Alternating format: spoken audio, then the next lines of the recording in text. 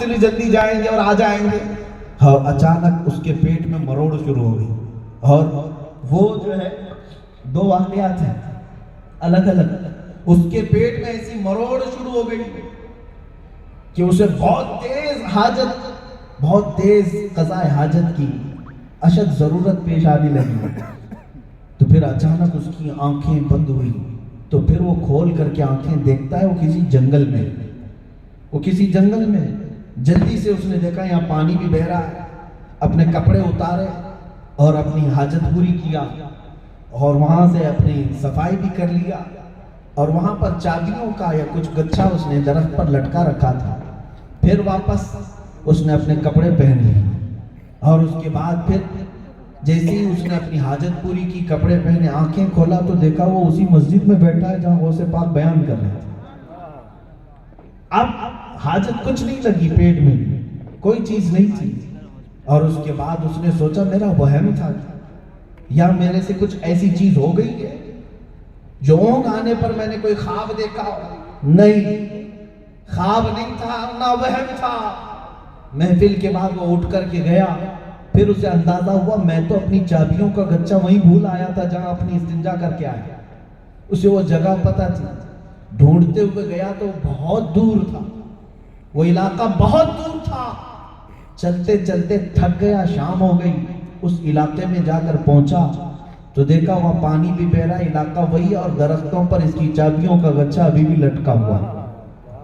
پتہ یہ چلا میرے عزیزوں 400 سال کے بعد میرے مصطفیٰ کریم صلی اللہ علیہ وسلم کی نسل پاک میں آنے والا شیخ عبد القادر جیلانی, وہ حسنی اور حسینی سادات میں سے, اگر وہ اپنی مسجد میں خطاب کے دوران بیٹھے بیٹھے کسی کو اپنی مجلس سے دور کا سفر بھی کرائیں, اس کی حاجت بھی پوری کرائیں اور پھر اسے محفل میں لا سکیں, یہ تو 400 سال بعد آنے والے غلاموں کی طاقت کا حال یہ ہے.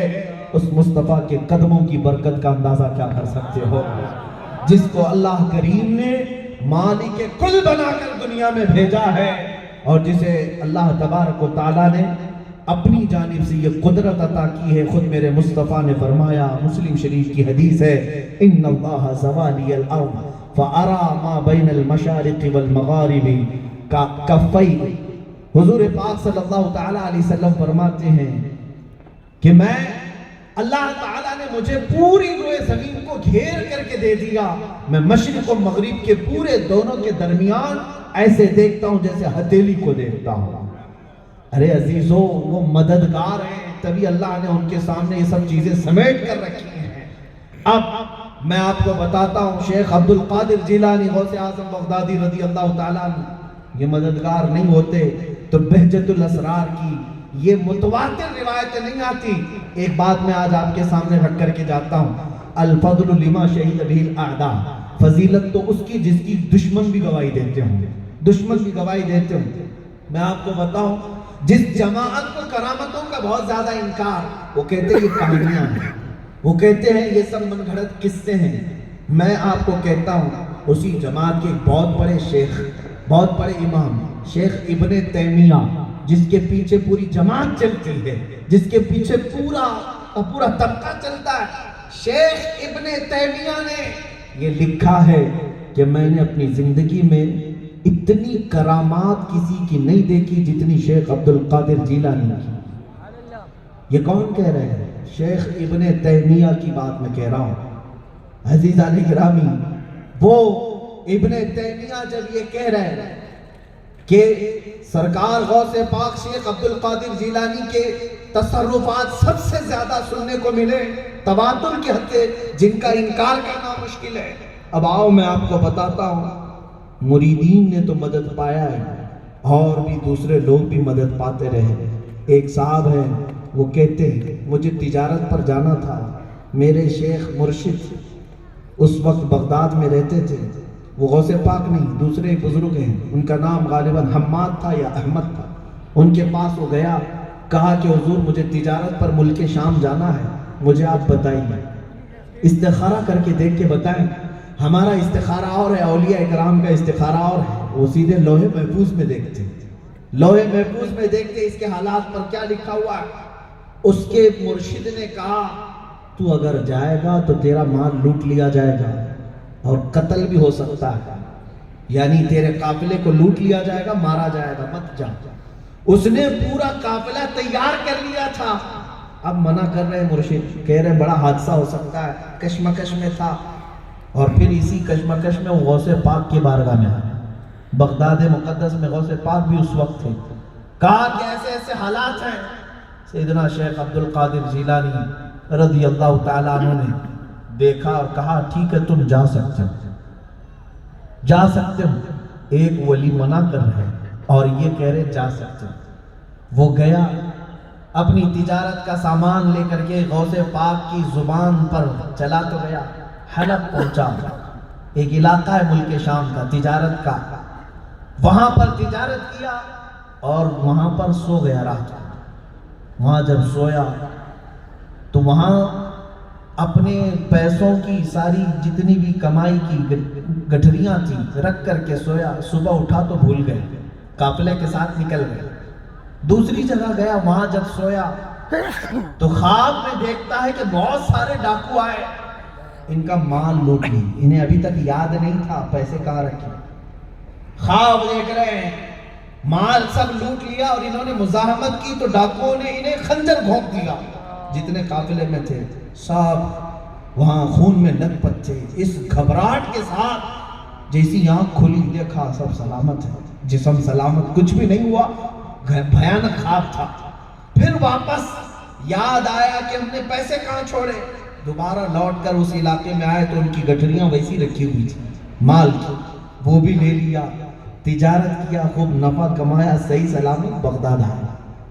بغداد آیا، اب سوچ رہا تھا کہ اب کس سے پہلے جا کر کے ملوں، اپنے مرشد سے یا سرکار غوث پاک سے۔ اسی اسنا میں کشمکش میں تھا کہ اس کے مرشد سامنے سے آنے لگے، کہا کیا سوچتا ہے کہ مجھ سے ملوں یا شیخ عبد القادر سے؟ تیرے اوپر حق بنتا ہے کہ پہلے شیخ عبد القادر سے مل۔ کیوں؟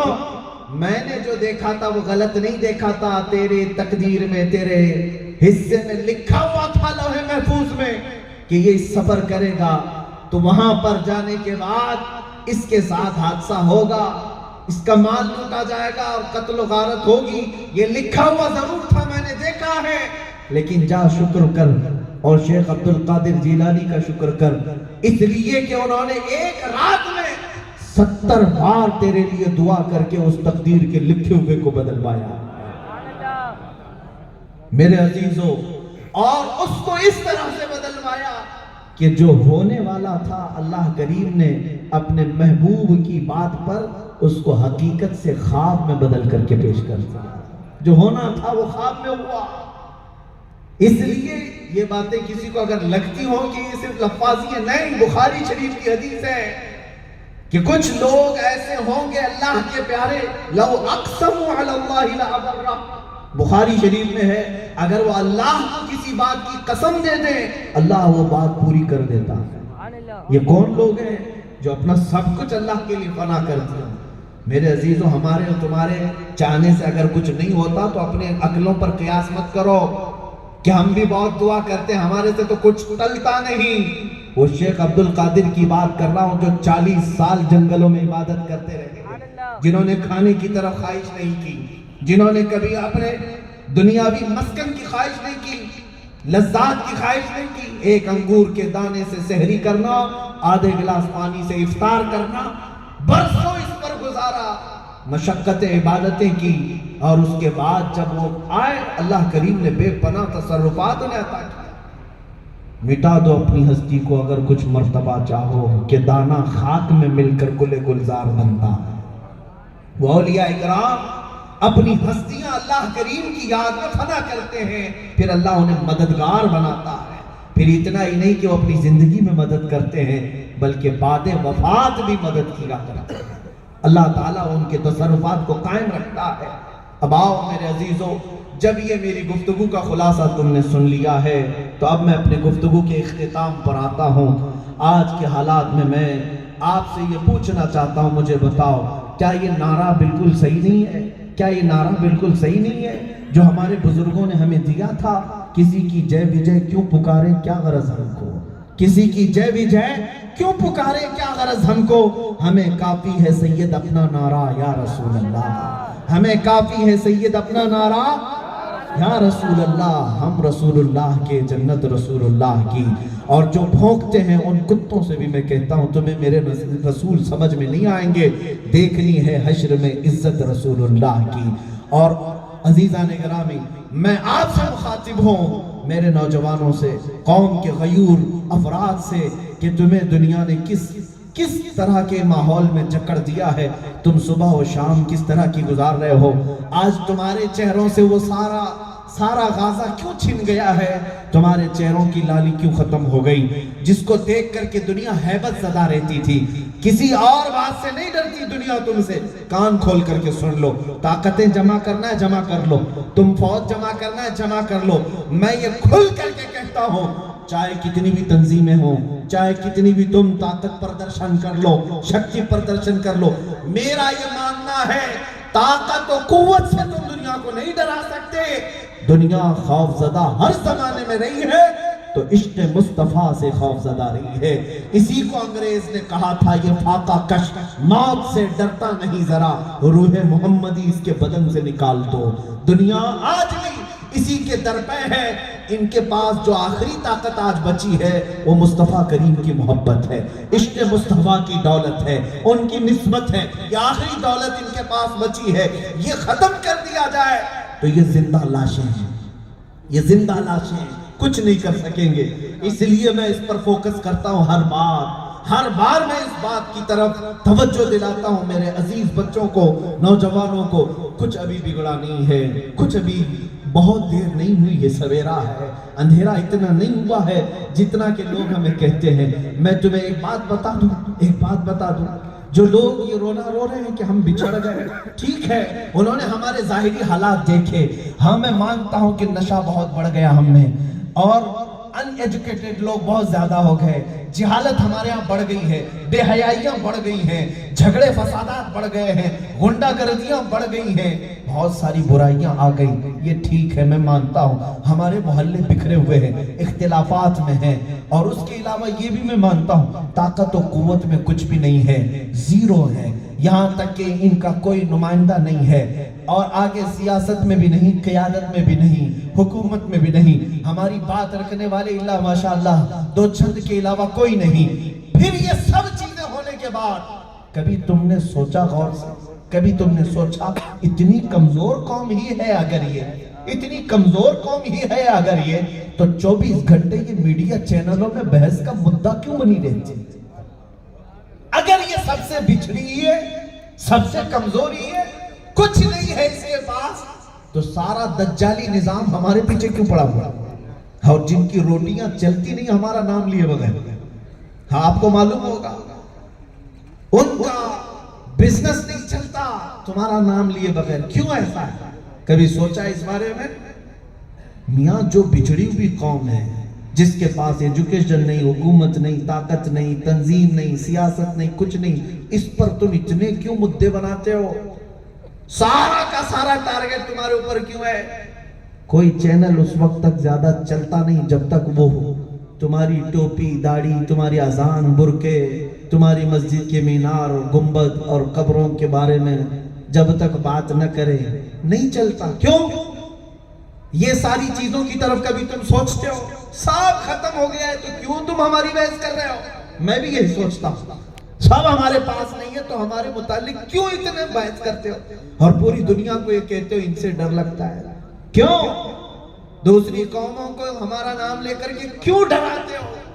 پھر بات سمجھ میں آتی ہے، اقبال نے کہا تھا کچھ بات تو ہے کہ مٹتی نہیں ہستی ہماری، کچھ بات تو ہے کہ مٹتی نہیں ہستی ہماری، صدیوں رہا ہے دور دشمن دور زماں ہمارا، وہ کون سی چیز ہے جس کو اقبال کہتا ہے توحید کی امانت سینوں میں ہے ہمارے، عشق رسول کی امانت سینوں میں ہے ہمارے، آسان نہیں مٹانا نام و نشاں ہمارا، باطل سے ڈرنے والے ہیں آسمان نہیں ہے ہم، 100 بار کر چکا ہے تو امتحان ہمارا۔ آج میں تمہاری اپنی حیثیت اور تمہاری ویلیو بتانا چاہتا ہوں. دیر نہیں ہوئی, بہت اندھیرا نہیں ہوا, کچھ چیز تو باقی ہے تمہارے پاس جس کی وجہ سے تم بحث کا مدعا بنے ہوئے ہو. وہ کون سی چیز ہے؟